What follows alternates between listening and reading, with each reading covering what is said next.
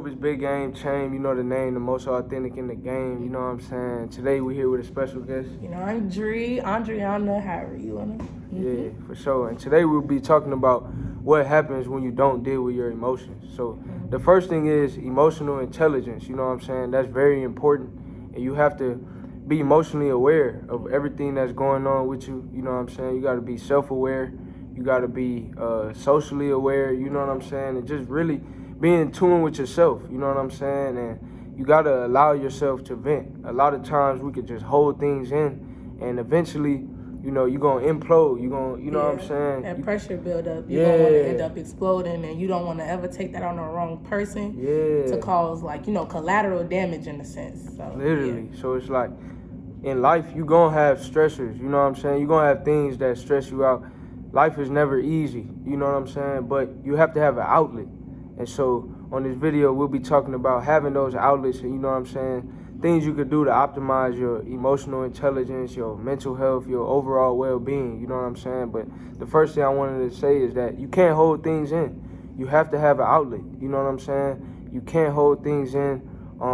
That's only gonna, you know what I mean? Like Dre said, it's gonna cause yourself trouble, but also the people around you. And you gonna, you know what I mean, let that out on the wrong person. I know for me. Like a ticking time bomb type of I know for me, a lot of times, sometimes it could be the smallest things that, you know what I mean, make me,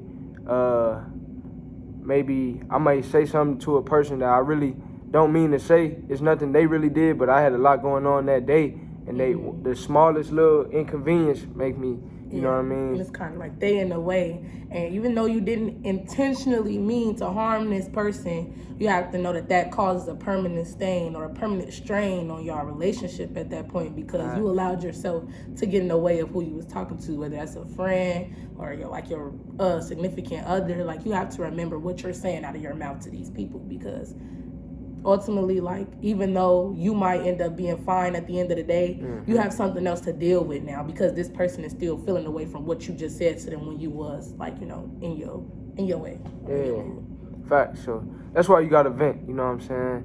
And you can't hold things in, because eventually it's gonna build up and you're gonna let it out on the wrong person. So So we're finna get into the women's side of things. I'm about to talk about a few things that I feel like women struggle with. So I say, like, women, especially us as black women, when we holding these things in, or like we're allowing all of these emotions to build up, sadness, anger, hurt, all of these things, it could drain us to the point where we have these mental health issues. And I know that we have a high percentage rate of black women who suffer from depression, anxiety, all of these different things, because we haven't dealt with, like, past trauma. And so I'm saying, like, when we get into these positions, it's important that we take those the issues that we're facing, we take them when we tackle them head on. I know it's easier said than done, but it's kind of like a work in progress with us, so that we won't, like, eventually, like, just crash and burn. And we find ourselves in a position where we don't feel like getting up. We don't have the energy to do anything. And, like, females like me, I am a Christian woman. I know my God might not be your God, but whoever your higher power is, it can cause you to lose faith ultimately. And so now you have nothing to grasp upon. Like, when I'm so hurt and so angry, like, I had a spiritual warfare in a sense, and I ended up losing faith. I ended up, like, lacking knowledge on my God. You know, it was just different things. And, like, that was when I hit rock bottom. So it's quick for us to hit rock bottom, but it's even hard for us to pick ourselves up. So when you first get into it with these different issues, that's why I say it's important to tackle these issues head on first, so we can prevent ourselves from hitting rock bottom. And like we just said, like the ticking time bomb thing or the collateral damage thing, it'll prevent us from hurting others. Like, I've had friends who told me, like, I'm not acting like myself, and it threw their mood off. You know, energy is definitely, like, something that you pick on, like pick up from somebody else. So you can be sad and moping for like 2 months, and the person that's always around you might end up soaking up that energy. I'm like, that's why, you just want to continuously have your faith and continuously, like, be steadfast. Facts. And even to piggyback on that, even to touch on for black men, you know what I'm saying? A lot of times, being emotionally in touch or being emotionally aware or opening up is considered weak, you know what I'm saying? But if you're watching this video, my message to you is that's not weak. You know what I'm saying? It actually takes strength to be vulnerable. It takes strength to be open. You know what I'm saying? And what you'll realize is you'll have that much better connections with women, with other people when you're emotionally open and not trying to be in this place of emotional incarceration. You know what I mean? It's a author by the name of Jason Wilson. He talks about the emotional incarceration of a lot of men. We basically don't allow ourselves to feel certain emotions or don't allow ourselves to express certain emotions, and in a sense we're emotionally incarcerated. You know what I mean? We're putting ourselves in a box, and that's limiting us. You know what I'm saying? And so as far as, you know, being a man, being masculine, yeah, you need to be bold, be strong, be courageous, but also at times you also have to open up and be able to willing to express those emotions, because we're human. You know what I mean? We're not robots. You know what I'm saying? So it's like, you know, one day if you have a daughter, or even if you have a little sister or anybody, you have to also be able to nurture too. You can't just be this lion all the time. Sometimes you have to be the lion and the lamb. You know what I'm saying? And so that's what, you know, Jason Wilson, shout out to him. He talks a lot about that. And if y'all have time to read or watch podcasts, go check him out. You know what I mean? He really talks a lot about that. And but just as Dre said, it's important not only for black women but for black men as well. We all gotta be willing to be in touch with our emotions and really deal with those past traumas, those things that, you know, may have affected us in the past, because, you know, that would put us in that spiritual warfare that's no good. You know what I'm saying? We need to be, once again, that box that like men be having. But that's what I was gonna say too, though, Cham. Like, it's not necessarily like all your fault when you have like these things going on as a man where you don't want to be like vulnerable. It's a societal thing. Fact. Like, I'm not gonna say we, but like growing up, I see that like when you have like these, like our grandparents or something, they're taught a man should be the head of the house. Like, that's true. A man need to be strong for the family, which is true. But everything that you're taught is ultimately like telling you like you always have to be strong. Yeah. But at the end of the day, you do have to like face the fact, like he said, y'all are human. And so we all have to be in touch with our emotions in a sense. It's like this new word going around, like men are sassy. I really don't like the word, because it's like every little thing that females think are feminine, or like men think are feminine, they want to call it sassy. That's not true.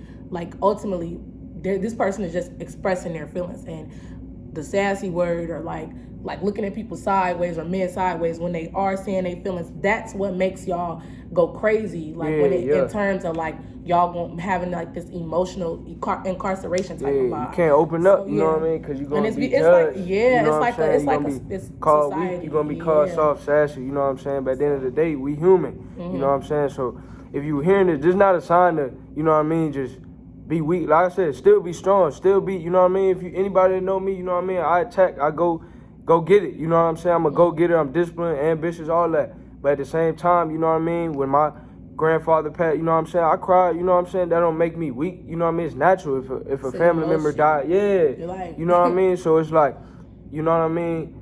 The point that I'm trying to make is be the lion and the lamb. I'm not saying just be the lamb and don't be be the lion, you know what I'm saying? Yeah, you do have to I'm a dog. Like, what's good? You know what I'm saying? But at the same time, it's a time and place for everything. You know what I'm saying? And be willing to, if you're sad, if you're overwhelmed, if you're stressed out, be willing to be self-aware and be able to, you know what I mean, adjust. You know what I'm saying? And so going into like stemming from all of this, how we just talked about how women have like especially black women, but all women, we have like this high percentage of like depression and anxiety, and how men deal with like this emotional incarceration thing. We have to talk about like how do we, like what could be our outlet, you know?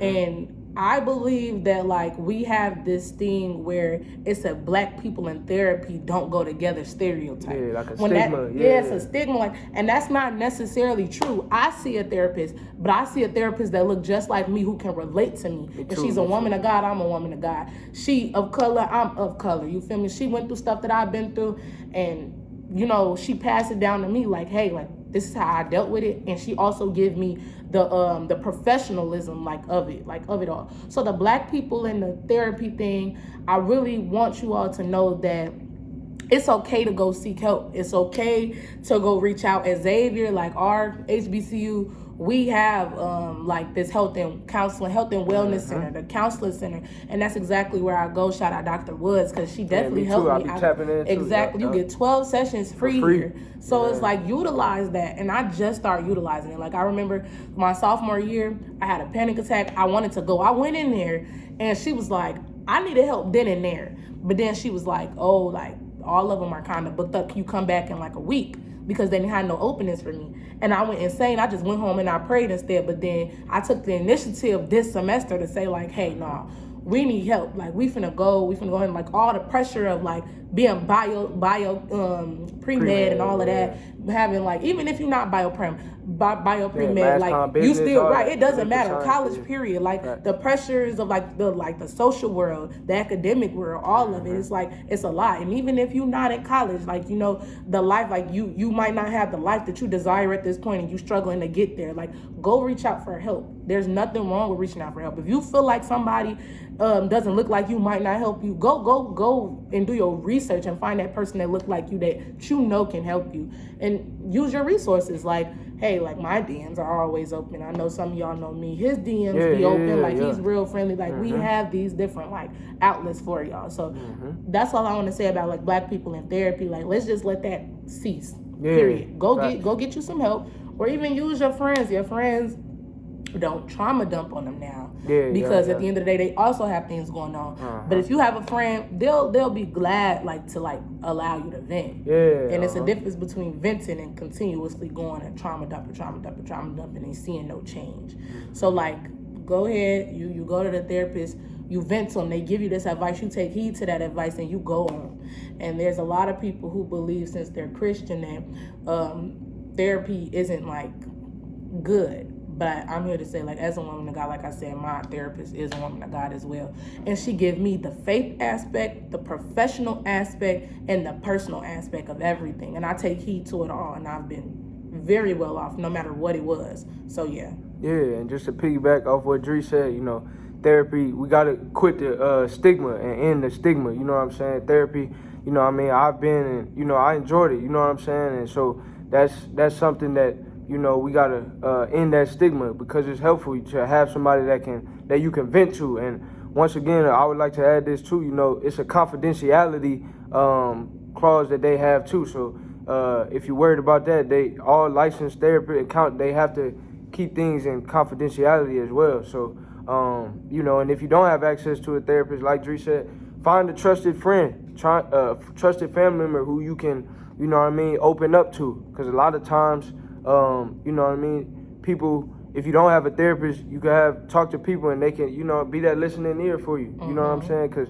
sometimes we just need to get it off our chest. You know what I'm saying? It's like a weight off your shoulders. But just remember, like, as you're venting, to take heed to the things you're saying and actually learn these lessons and deal with the emotions that you're having. Because if you're not dealing with these emotions, it's just going to be a repeated cycle for you. So. Right, sure. Yeah, we don't want to talk y'all heads off. We hope y'all enjoyed the video, you know what I'm saying? And, you know, deal with your emotions, you know what I'm saying? That's all we got to say. Deal with your emotions. So like, comment, subscribe. Let us know what you would like to see next, and we'll catch you on the next video.